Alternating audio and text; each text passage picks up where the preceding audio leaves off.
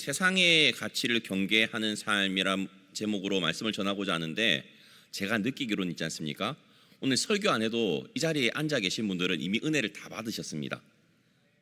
그렇죠? 아까 유초등부 아이들 율동을 하는 것을 모습을 보면서 다들 그 입이 이렇게까지 올라가시더라고요. 아닌가요?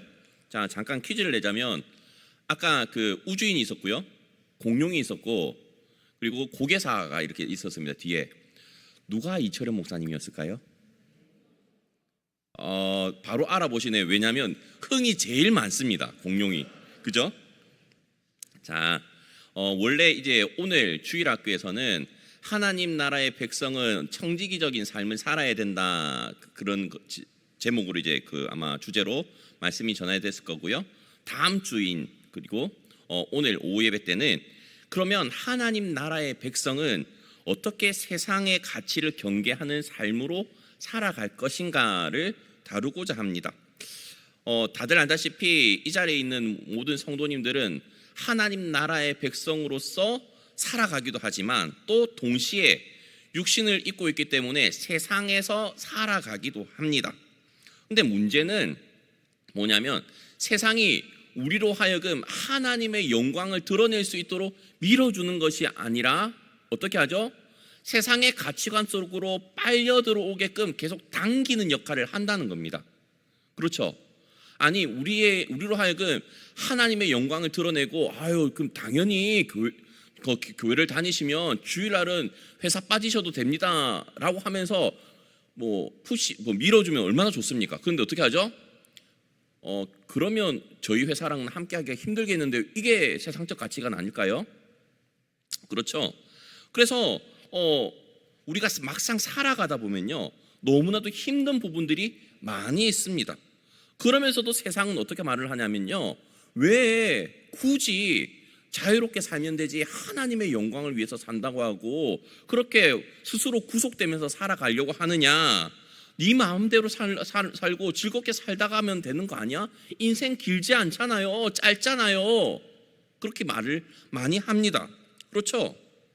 그런데 그런 세상적인 가치관 안에서 우리가 깊이 그리고 생각을 해보아야 될 그것이 두 가지가 있는데요. 그것이 뭐냐면요, 이 세상이 주는 그 가치관은요, 우리의 육신이 주는 감각적인 쾌락, 그죠? 그리고 소유욕을 준다는 것입니다. 감각적인 쾌락은 어떤 거죠? 육신의 정욕, 안목의 정욕과 같은 것입니다. 몸이 즐거우면 마음이 즐겁기도 합니다. 다들 탕자 생활을 안 해보신 분들은 잘 모르겠지만요, 저처럼 탕자 생활을 해본 사람들은요, 육신의 정욕이 주는 만족감이 있다는 걸 알고 있습니다. 그리고 육신의 정욕을 경험해보지 못하셨더라도 교회를 출석하시는 분들은 한 가지 의문을 항상 다 가지고 계시지 않습니까?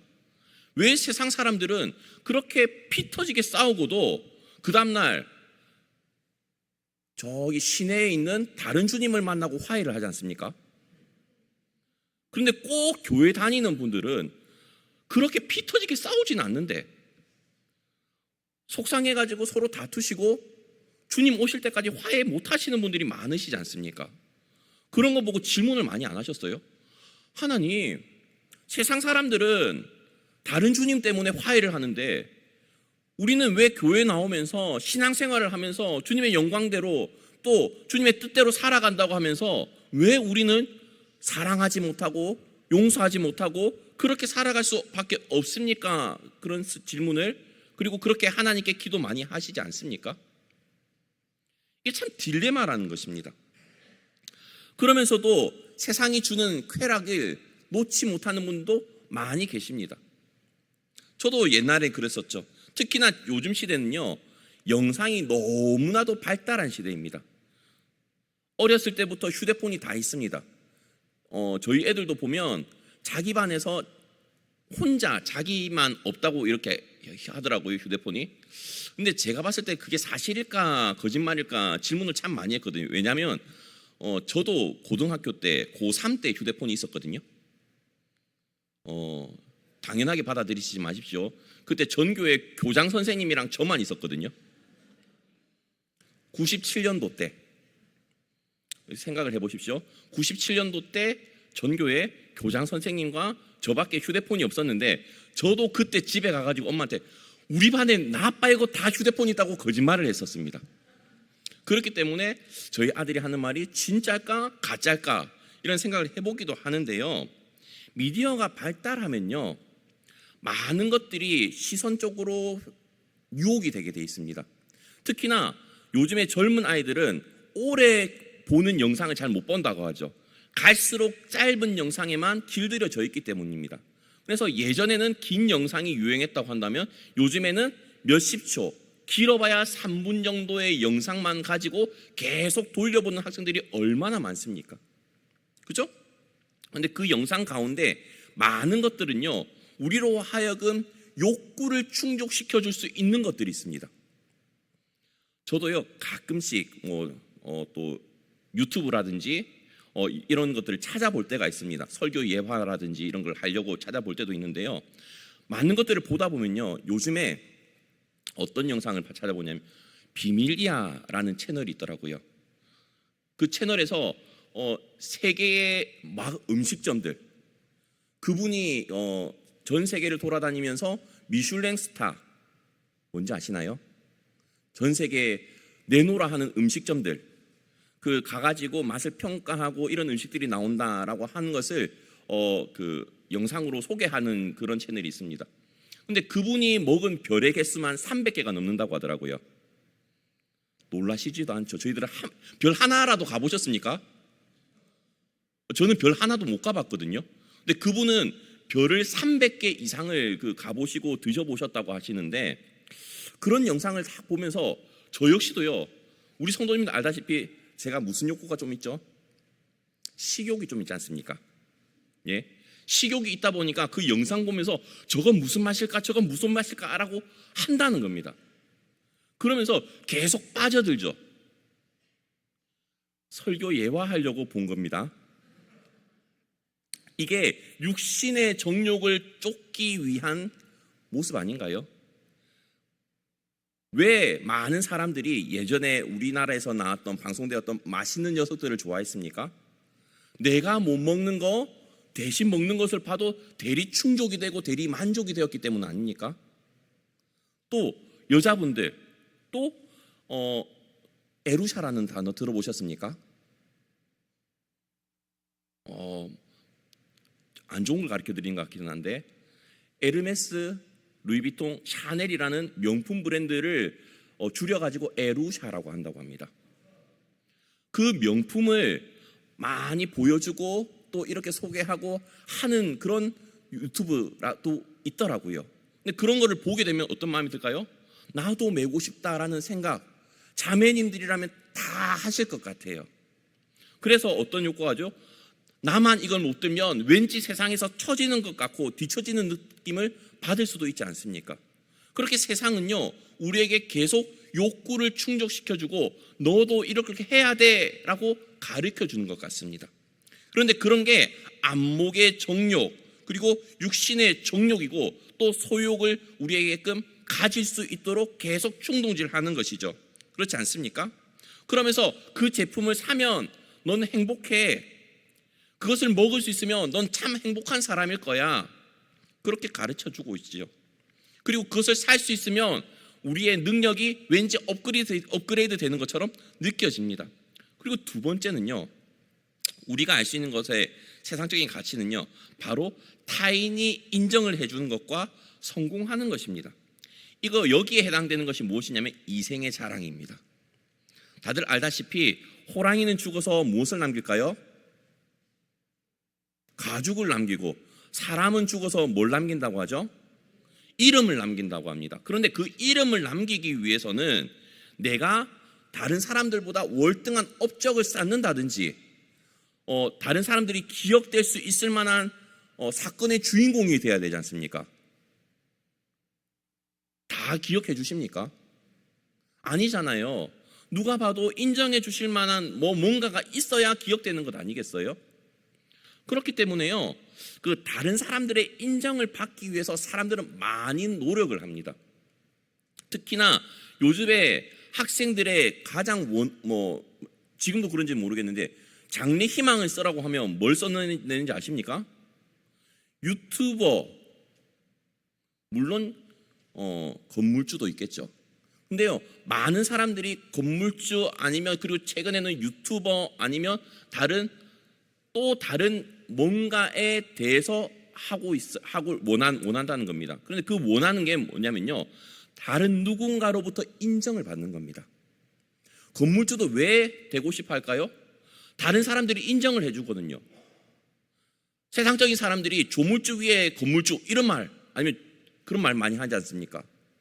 천당 밑에 분당 이런 말 하듯이 그런 것처럼 많은 사람들이 그걸 하면 행복해, 그걸 할 수 있으면 성공한 사람이야 라고 인정을 해주기 때문에요, 많은 유튜버들이 항상 영상에 나와서 하는 말이 뭘까요? 좋아요와 구독은 사랑입니다 이런 걸 하지 않습니까? 한 번도 보신 적이 없으신가요? 우리 성도님들은 오직 말씀과 기도와 그죠? 거기에만 전념을 하시는 분들이신 거죠? 할렐루야.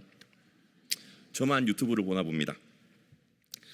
그래서 팔로워가 얼마나 되는지, 구독자가 얼마나 되는지가 자신의 척도가 되기도 합니다. 100만 구독자 앞에 30만 구독자는 왠지 주눅이 듭니다. 그렇죠? 또 100만 구독자와 30만 구독자는 수익에서부터 차이가 날 수밖에 없죠. 비교가 된다는 것입니다. 그렇기 때문에 세상에서는 이러한 가치들로 우리에게 여러 모양으로 유혹을 하고 있습니다. 그 상황 가운데서 우리가 그것들을 어떻게 경계하고 주의하고 조심해야 될까요? 답을 말하자면요, 하나님 나라의 백성들은 이 세상적인 가치관과 전혀 다르게 살아가야 된다라는 것이 정답이긴 하지만요, 다들 알다시피 이게 쉽나요? 어렵습니다. 기독교인들이 교회 안에서만 살아가면 전혀 힘들 게 없겠죠. 근데 교회 안에서는 잠시 주일에 왔다가 새 힘을 얻어가지고 세상에서 싸워서 이겨야 되는데 백전백승 하십니까? 대부분은 백전백패 하시지 않습니까?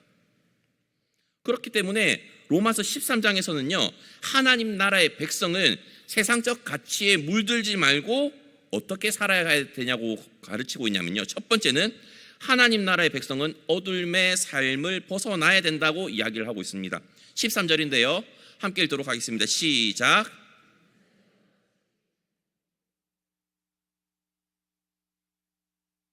호색하지 말며 다투거나 시기하지 말고. 사도 바울은요, 어둠의 삶을 벗는 것을 어떻게 소개를 했냐면 낮에와 같이 단정히 행하라 라고 말씀을 하고 있습니다. 낮에와 같이 단정히 행하라, 그 말인즉슨 밤에는 단정하지 않다는 말이겠죠. 우리 성도님들 머릿속에서 낮의 이미지와 밤의 이미지를 생각을 해보십시오. 낮에 도둑이 많이 들까요? 밤에 도둑이 많이 들까요? 낮에 수치심이 많이 들까요? 밤에 수치심이 많이 들까요? 그런 것과 같이 낮과 밤은 본인이 생각하기로도 전혀 다른 이미지를 갖고 있습니다. 왠지 밤에는 내가 조심을 덜 해도 될 것 같은 느낌이 들고요, 낮에는요 많은 사람들의 시선이 느껴지기 때문에 항상 조심해야 될 것 같은 그런 느낌을 받기도 한다는 것이죠. 특히나 전 세계 가운데 우리나라가 어떤 문화를 가지고 있습니까? 내노라 할 만큼 밤 문화를 가지고 있습니다. 24시간 돌아가지 않습니까? 근데 24시간 밤 문화가 있으면서도 참 아이러니하게도요, 안전한 밤 문화가 있습니다. 다른 나라는요, 우리나라에 비해서 훨씬 더 불안정합니다. 조금만 해가 진다 싶으면 다들 집 안에 들어가지고 나오지도 않죠. 총 맞을까 봐. 두렵고 위험하기 때문에 돌아다니지 못합니다. 그러나 한국은 어떻죠? 24시간 새벽에도 조깅하러 나갈 수 있는 나라가 우리나라입니다. 제가요, 집에서 우리 교회까지 새벽기도 오려고 차를 타고 오면요, 그 꼭두 새벽에도 조깅하시는 분들이 계시다는 거 아십니까? 저는 무서워서 못할 것 같은데 말이죠. 성인 남자지만요, 그 새벽에는 못할 것 같아요. 조명이 잘 돼 있습니까? 제가요, 부산 살다가 거제 오니까요, 어둠의 나라입니다. 아니 길거리 가로수에 빛이 많으면 참 좋으련만 너무너무 어둡습니다. 심지어 밤이 좀 늦어진다 싶으면요, 연초 쪽으로 가니까 버스 정류소에도 불이 안 들어와요. 버스 안 타고 다니시냐 모르시죠? 제가 깜짝 놀랐습니다. 그런 상황에서 낮과 밤이 같겠습니까? 전혀 다릅니다. 그런 상황 가운데 또 낮보다 밤에 단정히 행할까요? 아무도 보는 사람이 없기 때문에, 다니는 사람이 없기 때문에, 내가 실수해도 아무도 모를 거라고 생각하기 때문에 단정히 행하기가 힘들 거겠죠. 안 그렇습니까? 게다가요, 이 말을 다시 한번 곰곰이 생각해서 살펴보면요, 하나님 나라의 백성은 어둠에서 벗어나 빛 가운데 살아가야 된다라고 이야기를 하고 있는 것입니다. 에베소서 5장 8절에 보면 이런 말씀이 있는데요, 너희가 전에는 어둠이더니 이제는 주 안에서 빛이라, 빛의 자녀들처럼 행하라. 세상은요, 죄를 지으면요 숨기라고 합니다. 최대한 묵비권을 행사하라고 합니다. 그래서 뭐 어떻게 하죠? 많은 분들이 기억이 나지 않습니다. 많이 들어보셨죠? 뉴스라든지 정치인들 아니면 많은 범죄하고도 어떻게 이야기하고 있습니까? 뉴스에서는 전혀 기억이 나지 않습니다. 증거물이 차고 넘쳐서야 이렇게 하죠. 그랬나 봅니다. 세상은 죄를 숨기라고 하지 않습니까? 그런데 하나님은 우리 보고 어떻게 하라고 하죠? 숨기라고 하는 것이 아니라 빛 가운데서 행해라고 말씀을 하고 있다는 것이죠. 그러면서 뒤에 9절에서는 뭐라고 말씀하고 있나요? 빛의 열매를 맺으라 라고 말씀하면서 빛의 열매는 모든 착함과 의로움과 진실함이다 라고 말씀을 하고 있습니다. 근데 착함과 의로움과 진실함은요, 우리는 이게 하고 받아들이지만요, 세상적인 사람의 기준으로서는요 어리석은 겁니다. 미련한 겁니다. 바보와 같은 겁니다. 왜죠? 손해보는 거거든요. 착한 사람은 항상 손해보지 않습니까? 그런데 하나님께서는요, 빛의 자녀라면요 착하고 의롭고 진실되게 살아가야 되기 때문에요, 때로는 손해도 볼 수 있어야 되고요, 때로는 진실함 때문에 왕따도 당할 수 있는 용기가 필요하기도 합니다. 의롭게 살아가는 것도 마찬가지겠죠. 근데 그게 빛 가운데서 행하는 빛의 자녀들이라는 것이죠. 특히나 오늘 본문 앞의 내용은 어떠냐면요, 11절 12절 한번 읽어볼까요? 시작. 또한 너희가 이 시기를 알거니와 자다가 깰 때가 벌써 되었으니 이는 이제 우리의 구원이 처음 믿을 때보다 가까웠음이라.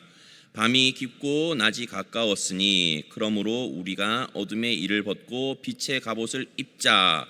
자, 빛의 갑옷을 입자라고 되어 있지만요, 좋은 성경을 가지고 계시면 11절 위에 뭐라고 표제가 붙어 있냐면 구원의 때가 가까워졌다라고 되어 있는 것을 알 수 있을 것입니다. 구원의 때가 가까워졌기 때문에 이렇게 살아가야 된다라고 말씀을 하면서 오늘 본문이 있는 거거든요. 특히나 사도 바울은 본문에서요, 밤의 모습을 어떻게 설명하냐면요, 방탕한 모습, 술 취하는 모습, 음란과 호색과 같은 모습을 이야기를 하고 있다는 것이죠. 이거는 단순히 행동으로서 나타나는 문제가 아니라요, 하나님 없이 살아가는 세상적인 가치관입니다. 어떤 차이인지 아시겠어요? 하나님이 있다면, 내 마음 가운데 내주에 계시다면 절대 음란해서는 안 되고요, 술 취해서도 안 되고요, 안 된다는 것입니다. 곰곰이 생각을 해보십시오. 하나님이 나랑 같이 내주에 계시고 내 몸이 성전인데 과연 나는 이것을 다 지키고 살 것인가? 아마 100% 이렇게 살아갈 수 있다라고 자신할 수 있는 분은 아마 안 계실 것입니다. 그렇죠? 하나님 나라의 백성은 더 이상 어둠 속 사람이 아니고요, 우리는 빛 대신 예수님을 따라가야 되는 사람들입니다. 어떤 학생이 밤에 부모님 몰래 게임을 합니다. 어떤 학생이라고 하지만 아마 많은 수많은 학생들이 그렇겠죠. 조금만 해야지라고 시작되지만 어떻죠? 조금이 30분이 되고 때로는 1시간이 되고, 부모님이 자면 그때부터는 본격적으로 아무런 거리낌이 없이 새벽이 되도록 날이 새도록 하는 경우도 있습니다. 그러다 보니까 예배도 안 드리게 되고 주일날에도 게임을 합니다. 왜죠? 주일날 부모님은 예배당으로 가셨거든요. 교회로 가셨거든요. 그러던 어느 날 어쩔 수 없이 부모님의 강요에 못 이겨서 교회 수련회를 참석했습니다. 그런데 그 수련회 때 목사님께서 그런 말씀을 합니다. 빛 가운데에 서면 숨길 것이 없어지게 됩니다 라는 그 말씀을 듣고 그 친구가 하나님 앞에서 회개하게 되고 삶이 바뀌게 됩니다. 왜일까요? 빛 가운데로 나아가야지라고 결단을 하게 되니까 그렇습니다. 우리는요, 세상이 어둠이란 것을 알고 하나님께로 나아가서 빛의 자녀들처럼 행해야 되지라고 생각을 하면서도 우리의 발걸음이 어디에 머물러 있냐면요, 때로는 어둠에 머물러져 있는 경우가 너무나도 많이 있습니다. 결단하고 행하는 것이 그렇기 때문에 아주 중요합니다. 두 번째는요, 하나님 나라의 백성은 세상의 경쟁과 시기를 버려야 된다는 것입니다. 방금 읽었던 13절인데요. 낮에와 같이 단정히 행하고 방탕하거나 술 취하지 말며 음란하거나 호색하지 말며 다투거나 시기하지 말고 라고 하면서 뒤에 있는 다투거나 시기하지 말고인데요. 제가 이번에 대지는요, 경쟁과 시기를 버려야 된다라고 했지만 이 경쟁이 사실 무엇과 연관이 있냐면 비교와 연관이 있다는 것을 생각을 해보셔야 됩니다. 왜 다툽니까? 상대방과 자신의 의견이 충돌되기 때문에 다투기도 합니다. 그런데 그 다른 거는요, 왠지 비교가 됩니다. 또 그 사람과 내 의견이 다를 때 다른 사람들이 누구의 의견을 맞다고 해줄 것인가 라는 생각이 들기 때문에 더 비교가 돼가지고 다투기도 합니다. 본인이 중간에 틀렸다는 것을 알고도 어떻게 하죠? 많은 사람들이 인정을 하면 되는데 인정을 안 하는 경우도 많죠. 그렇지 않습니까? 그러면서 내가 뭐가 못나서 라고 고집을 피우기도 합니다. 그리고 시기 질투도 버려야 된다는 것입니다. 제가 지난번에 이야기를 했는지 모르겠지만요, 요즘에 뉴스 보면 너무나도 안타까운 일들이 참 많이 있습니다. 그 가운데 뭐가 있냐면 저는 초등학교 운동회가 사라지고 있는 거에 대해서 너무나도 마음이 아픕니다. 다들 알다시피 지금 수많은 학교에서 어떤 것들이 사라지고 있냐면요, 체험학습, 수학여행, 운동회 이런 것들이 사라지고 있습니다. 왜일까요? 선생님들이 너무나도 과도한 책임을 요구하거든요. 오늘 교사주일입니다. 그렇죠? 그래서 저도 이제 카네이션을 카네이션 달고 나왔는데요. 어저께 어떤 뉴스를 봤냐면요, 그 스승의 날인데 학생들이 돈을 모아서 케이크를 사줬대요. 근데 선생님이 케이크를 한 조각도 못 먹었답니다. 32등분을 해가지고 애들만 줬대요. 왜 줬는지 아십니까? 왜 본인은 못 먹었는지 아십니까? 작년에 한 조각 먹었다고 신문고에 신고당했대요. 선생님한테 그러면 뭘 할까요? 아니, 그 32조각 본인이 다 먹은 것도 아니고 애들이랑 같이 먹으려고 한 조각 먹은 거, 그것도 국민신고에 누가 촬영을 해가지고 학생이 촬영했겠죠. 그런 세상 아닙니까? 누가 가르쳤을까요? 부모가 가르쳤겠죠. 초등학교도 운동회도 마찬가지 아닙니까? 이긴 팀은 있고 진 팀은 우리 자식 마음 상할까봐 지게 하지 말라고 운동회가 있어도 결국은 비기게 끝난답니다. 축하해주는 법을 잃어버린 아이들입니다. 안타깝지 않습니까? 열심히 해가지고 결과에 승복하는 법을 배울 수가 없습니다. 왜죠? 학교에서 비기게 만들거든요. 누가 이렇게 만들었죠? 학부모님들이 그렇게 만듭니다. 경쟁이 필요 없다는 건 아닙니다. 필요한 경쟁이 있어야 되죠. 근데 비교 때문에요, 학부모님들이, 우리 부모님들이, 그리고 우리를 좀먹고 있는 겁니다. 우리의 자녀들을 좀먹고 있는 겁니다. 그렇지 않습니까? 그리고 시기가 없어져야 되죠. 이긴 팀, 진 팀, 애들은 아무 상관이 없습니다. 재미있는 게 뭔지 아십니까? 인터뷰를 봤는데요. 애들한테 그 운동회를 하고 나서 얘들아 그 운동회 어땠니? 재밌었어요. 이겼니? 졌니? 졌어요. 저도 재밌어? 네. 애들은 그런데요. 꼭 어른들이요. 우리 애는 졌기 때문에 속상할 거야 라고 단정 짓습니다. 저는 우리 성도님들은 그렇지 않으실 거라 생각드는데요. 뭔가 마음으로 다음 세대를 위해서 기도해 주셨으면 좋겠습니다. 그리고 우리에게도 하나님 비교와 시기를 하지 않게 도와주세요. 그리고 그 비교 때문에 과도한 경쟁으로 세상의 가치관에 물들지 않게 해주세요 라고 기도하실 수 있는 우리 성도님들 되셨으면 좋겠습니다. 그리고 세 번째는요, 하나님 나라의 백성은 예수 그리스도로 옷 입어야 된다는 겁니다. 자, 14절인데요 다 함께 읽겠습니다. 시작.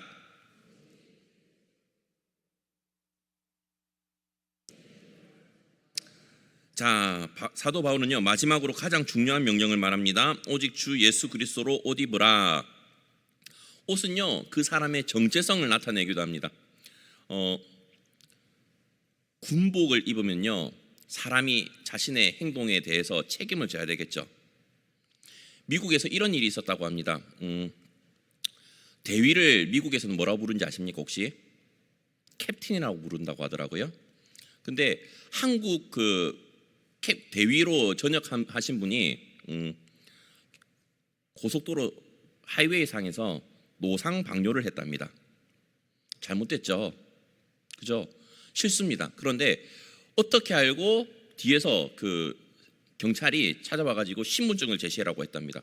근데 미국에도요 한국 전역증 들고 가면 혜택이 많이 있거든요. 있답니다. 군대 전역하신 분들은 그 전역증을 꼭 챙겨가시기 바랍니다. 그래서 그 전역증을 보여줬답니다. 그러니까 그 경찰이 실례했습니다. 캡틴이 그렇게 노상방뇨할 리가 없죠 라고 하면서 갔대요. 그 전역하신 대위분은 얼마나 부끄러웠을까요? 그죠? 자신의 직분, 그 자신의 위치가 있으면요 그에 맞는 책임감과 그런 느낌이 있지 않습니까? 목사로서도 그런 책임감이 있고 무거운 그 중압감 같은 게 있거든요. 물론 저는요 담임 목사님에 비해서 전혀 그런 게 많이 없습니다. 그럼에도 불구하고 알게 모르게 저 역시도 책임감, 무게감을 짊어지고 살아가야 된다는 것이죠. 군인들만 그렇습니까? 각자 자신이 가지고 있는, 입고 있는 옷의 무게가 있을 것입니다. 직장에서는 부장님의 옷, 대리의 옷 있지 않습니까? 후임들한테 존경받고 싶어하는 만큼 그 해야 되는 뭔가가 있지 않습니까? 저 역시도 목사이기 때문에 학생들에게 부끄럽지 않게끔, 성도님들에게 부끄럽지 않게끔 해야 되는 뭔가가 있습니다. 그래서요 저는 자녀들한테 아빠처럼 되고 싶어요 라는 말을 참 들어보고 싶습니다. 아마 많은 성도님들도 그런 생각하지 않습니까? 우리 자녀가 아빠처럼 되고 싶어요, 난 엄마처럼 되고 싶어요 라는 말이 왠지 성공한 것처럼 느껴지지 않습니까? 나는 절대 아빠처럼 안 살 거야, 나는 절대 엄마처럼 안 살 거야 라는 분을 말을 들으면 어떻게 하죠? 가슴이 찢어지는 것 같지 않습니까? 예수님처럼 옷 입는다는 건요 예수님처럼 닮아간다는 겁니다. 저희 집에서 가장 좋아하는 드라마가 뭐냐면요 태양의 후예입니다. 저희 집에 들어가면요 항상 아들은요 대위 유시진을 노래 부릅니다. 그러면서 저보고 이렇게 말을 합니다. 아빠는 어느 부대 나왔어? 특수부대 나왔다며? 공익이란 말을 못 해줍니다. 저는 그것도 6개월이라는 말은 더 못 해줍니다. 어떤 느낌인지 아시겠어요? 자기는요 대위 유시진을 보니까 닮고 싶거든요. 그리고 우리 아빠가 공익이란 말을 안 하고 특수부대 나왔다고 하니까 더 멋져 보이기 때문에 아빠를 닮고 싶은 거예요. 그런 상황에서 6개월 공익 나왔다 말 못하겠는 거예요. 어떤 느낌인지 아시잖아요. 예수 그리스도로 옷 입는 게 참 자랑스럽길 바랍니다. 물론 부담스럽죠. 우리 성도님들 태양의 후예 보셨으면 대위 유시진처럼 사는 게 쉽습니까? 여자를 보호하기 위해서 절벽에서 뛰어내려야 되고, 안 그렇습니까? 전쟁터에서 목숨 내놓고 싸워야 되고, 지진이 일어나는 곳에 가가지고 수많은 사람들을 구해야 되고, 목숨 내놓고. 어렵습니다. 근데 많은 사람들이 보면서 뭐라고 하죠? 멋있습니다. 그분을 인정하지 않습니까? 드라마상에서. 우리도 그렇습니다. 예수님을 보면요, 닮고 싶고 멋지다, 진짜 주님이 최고야, 짱이야 라고 하는데요, 닮으라고 하면요 부담스러워합니다. 그러지 않으셨으면 좋겠습니다. 사랑하는 우리 성도님들, 우리는 세상 속에 살지만 세상에 속한 사람으로서 그들과 똑같이 살아서는 안 될 겁니다. 그래서 하나님 나라의 백성은요, 어둠의 삶을 벗어나야 되고요, 시기와 경쟁을 버려야 되고요, 예수 그리스도로 옷 입어야 됩니다. 그렇게 살아가실 수 있는 우리 오포제일교회 성도님들 되시기 바랍니다.